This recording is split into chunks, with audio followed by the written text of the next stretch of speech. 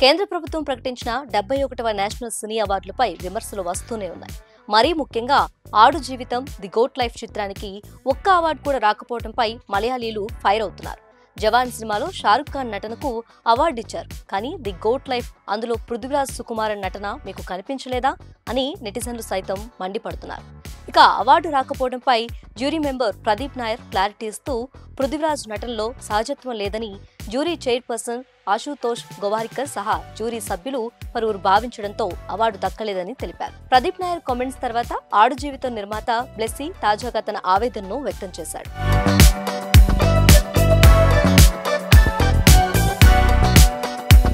ప్రదీప్ నాయర్ చెబుతున్న ఆ చైర్పర్సన్ ఎవరైతే ఉన్నారో ఒకప్పుడు ముంబైలో ఆడు జీవితం ప్రైవేట్ స్క్రీనింగ్ తర్వాత సినిమాను ప్రశంసించి ఇప్పుడు సినిమాలో టెక్నికల్ వాల్యూస్ లేవని విమర్శించడం తీవ్రంగా బాధించిందని చెప్పుకొచ్చారు.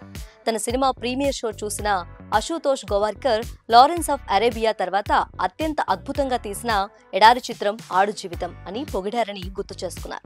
ఒక నేషనల్ అవార్డు విన్నర్ తన సినిమాను ప్రశంసించి అదే సినిమా సాంకేతికంగా బలహీనంగా ఉందని చెప్పడమేంటో తనకు అర్థం కాలేదని ఆశుతోష్ ద్వంద్వ వైఖరితో మాట్లాడుతున్నారన్నారు. ప్రీమియర్ షో తర్వాతి రోజు ప్రత్యేకించి డిన్నర్ కి ఆహ్వానించిన డైరెక్టర్ ఇప్పుడు సినిమాను సాంకేతిక కారణాల వల్ల అవార్డుకు అర్హత లేదని చెప్పటం తనను మాత్రమే కాకుండా సినిమా కోసం కష్టపడి పనిచేసిన మొత్తం సిబ్బందిని కూడా బాధపెడుతుందన్నారు.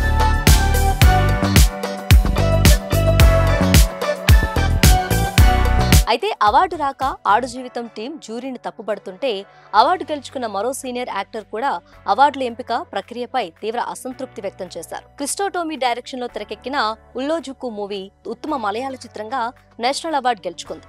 ఈ సినిమాలో యాక్ట్ చేసిన ఊర్వశి జాతీయ ఉత్తమ సహాయ నటిగా సెలెక్ట్ అయ్యారు. అయితే ఉత్తమ సహాయ నటి కేటగిరీలో అవార్డు దక్కడంపై తీవ్ర అసంతృప్తి వ్యక్తం చేస్తున్నారు ఊర్వశి.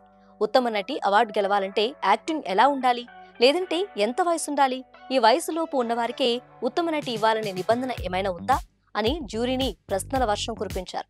నోరు మూసుకొని తీసుకోవటానికి ఇవి పెన్షన్ డబ్బులు కాదని, ఉత్తమ నటి వీళ్ళకివ్వాలి, ఉత్తమ సహాయ నటి వాళ్ళకివ్వాలని ఎలా నిర్ణయిస్తారు, దానికి వేటిని ప్రమాణంగా తీసుకుంటారు, కొంచెం వివరంగా చెబితే బాగుంటుంది అంటూ వివరణ కోరారు. రాజకీయ లబ్ధి, లాబియింగ్ ద్వారా అవార్డుల ఎంపిక ప్రక్రియ జరుగుతుందని ఆరోపించారు.